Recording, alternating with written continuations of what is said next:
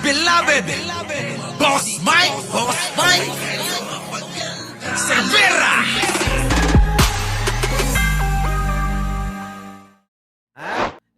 Mga kababayan ko, si Baste, meron pong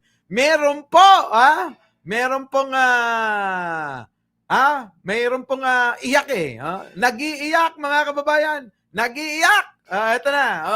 Baste. Ano na, Baste? Pasok. So na yan, nawala lang na parang bula. Kasi ginagawa niyang press release yan ngayon eh. PR, ano niya eh. Ang yung mukha ni Baste, mukhang addict talaga, no? Kayo ho, mga kababayan ko, pag tinignan nyo si Baste, ano nakikita nyo, di ba? Ganito ho yung mga mukha ng pinapatay ng tatay nito eh. Oo. Bakit hindi pinatay to ni Digong, ano? Pagmasdan nyo ho maigi, mga kababayan, yung pagmumukha ni Baste. Di ba ganyan ho yung mga itsura ng mga pinapatay ni Digong noon? Di ba? Oo. Dali lang, iinom lang ako. Eto na. Baste, umiiyak. Eto na, pasok.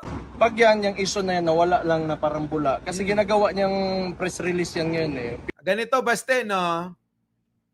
Pag yung issue na parang nawalang bula, parang nung panahon ng tatay mo. Yung tatay mo, napakarami niyang binunyag na issue. Pero wala namang kahit sino, walang mga napanagot. Bagkus, mga kababayan, makikita mo, kasama pa niya. Di ba? Eto, yan, iyak ng iyak. Umiiyak kay Pangulong Bongbong sa kanyang diskarte. Pero kung babalikan natin, yung pong kanyang ama, kahit itong panunungkulan niya bilang mayor, dyan po sa may Davao, mga kababayan, yung pong kanilang, yung kanila pong advokasya na ayaw nila sa droga, mga kababayan, yung kanyang munisipyo mismo, abay, sandamakmak ang mga adik, kita nyo?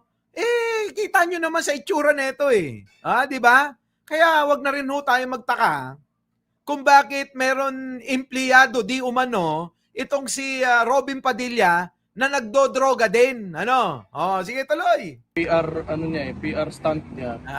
Na pupunta sa doon. Tingnan nyo, minamasama pa. Gumagawa na ng mabuti, nagtatrabaho na Pangulo. Tapos sasabihin nila, PR lang yan. Nagkukunwari lang yan. Mga kababayan, di ba? Nagkukunwari lang yan. Si Bongbong Marcos, nagkukunwari lang yan. Ganon mga kababayan, di ba? Tuloy. Ganon, kunwari, may nangyari talaga. Tapos walang makukulong. Ganyan sa tatay mo. Walang makukulong. Ba't nakulong yung tatay mo? Di ba mga kababayan? Kung walang nakukulong, bakit nakulong si Kibuloy? Kung walang nakukulong, bakit nakulong yung tatay mo at nandiyan kayo ngayon? Hindi po ba mga kababayan? Sabi niya, kung walang makukulong, ba't nakulong yung tatay mo? Ayaw mo pa ba ng sample na gayon? Susit Tabor? Ayaw pa ba niya yon? Yung sample na nakulong yung tatay niya? Ayaw pa niya yung sample na nakulong yung si Kibuloy? Magmanood ka, Baste. Di ba? Manood ka kasi. Kayo kasi, nauna yung imbis na tulungan nyo na lang si Pangulo sa kanyang magandang naisin na mapanagot yung pong mga may kinalaman dini sa sindikato ng flood control, dapat tumulong ka na lang para makulong si Pulong. Yung kapatid mo, pakulong natin, Dahil yun, nasasangkot din di kaya eto Pulong eto, Baste baka magulat ka, mauna si Pulong. Di mo ba? Hindi ka ba nagtataka? Baka isunod si Pulong, ikulong. Kaya ikaw, Baste, dahan-dahan ka ng pananalita. Baka magkatotoo yan, di ba? Na congressman o kahit sinong politiko, walang makukulong. Kukulong yun si Pulong. Oo. Mga kababayan ko, ano kaya mauna si Pulong makulong? Ano kaya masasabi nito, Sasabihin na naman nila, hindi, pinupolitika kami. Gano'n na naman, di ba sabi mo gusto mo may makulong? Oo, Boying. Secretary Boying. Mr. President. Baka naman pagkakataon niya na. Yung mga Ha? Kung gusto nyo malinis na yung mga pangalan yung mga senador kayo, mga hinayupa kayo. Oh, eto namang idol ko, si Marcoleta, kaysa nang-aaway ka ng kapwa mo, senador dyan sa Senado, ipakulong nyo si Pulong. Oh, di ba, mga kababayan? Unahin nyo si Pulong para maniwala itong mga alagad ni Duterte. Oo, di ba? Para maniwala yung mga alagad ni Duterte na seryoso ang kampanya ni Pangulo para po dito sa pagpapanagot sa may mga kinalaman, may mga kinulimbat sa flood control project, mauna si Pulong. Oo, di po ba? Oh, tandaan natin 'to sinasabi ni Baste, mga kababayan. Baka ho mga kababayan Mary Jane de Vera, Lucy Minigawa, lalong mag-iiyak ito. Oh, tuloy. Mga flood projects na yan, ibig sabihin palabas lang yan lahat. Tanungin niya yung kanyang Eto na, mga kababayan, ibig sabihin palabas lang daw lahat 'yan. Maghintay ka. Oo. Baste. Oo. Masarap daw yung mga tsokolating yung mga tsokolating gawa daw sa cannabis diyan. Abay, try mo. Magsasawa ka diyan. Sabi ni Maharlika, kaya daw kayo nagpupunta diyan ay dahil daw diyan sa mga cannabis, yung mga tsokolate, pinapalitan ng cannabis na gawa sa tsokolate. Nako, mga kababayan, tsokolate na gawa sa cannabis. Ganun mga kababayan. Grabe, tindi.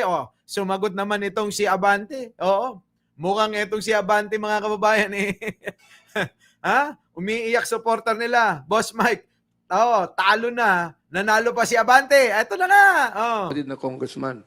Magkano ba ang pondong nakuha ni Congressman Pulong nung congressman siya nung panahon ng kanyang father? Magkano po hinakuha? I-reveal niya kung magkano, kung saan ginamit. Kung saan ginamit ang Ano pang hinihintay nyo? Congressman Abante, di unahin nyo na si Pulong. Di ba? Unahin nyo na si Pulong para masabi nila na seryoso kayo. Oo, dahil matagal na ito. Abay mga kababayan, ito ang matindi. Ito, ulit-ulitin ko para hindi nyo makalimutan. Ito po'y dinali, dinali noong pong kasagsagan ng pandemya. Habang hirap na hirap po tayong lahat. Habang aligaga tayo kung saan tayo kukuha ng ating isusubo na pagkain araw-araw, abay yun din ang aligaga nila para kurakutin nilang mag-aama yung pong pera ng bayan. Kung saang proyekto nila dinadala hanggang sa kahit na walang silbi na mahihalin tulad natin sa ghost project dahil po ang binili yung pong face shield na wala namang silbi. Nakita niyo mga kababayan ko. Ganun ho ang ginawa nila Digong. Tapos nung panahon din na yon, habang kasagsagan ng pandemya, binigyan si Pulong ng 52 billion para po sa kanyang distrito sa Davao City para daw po sa flood control. Na hanggang ngayon, mga kababayan ko, ay hindi pa rin humuhupa ang baha sa may Davao.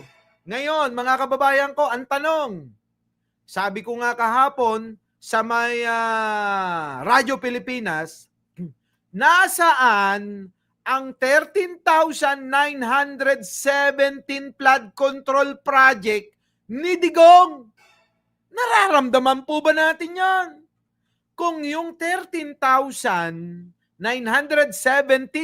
flood control project na pinagmayabang ng kampo ni Duterte, ng panahon ni Duterte, sa pamamagitan ng build project, wala ho tayong maramdaman.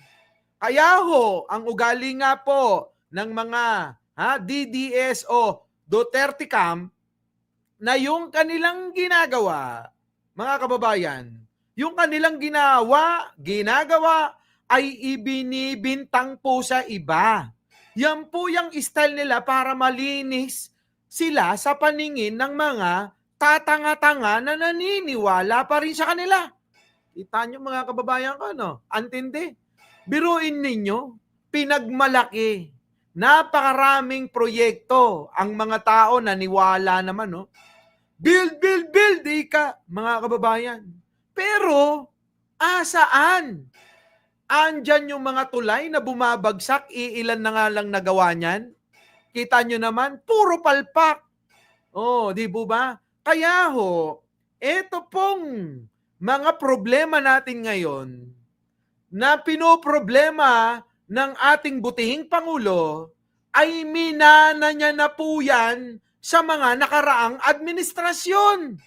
Kaya nga si Pangulo ay ngayon sa dami na ng mga naging presidente, abay, siya lang yung kaisa-isa na nag-expose. Sabi nga ni Sangkay, kasiraan ito pero si Pangulo hindi niya ininda. Kung masisira siya sa paningin ng mga ibang Pilipino, okay lang. Pero ang mahalaga, i-expose natin ang katotohanan.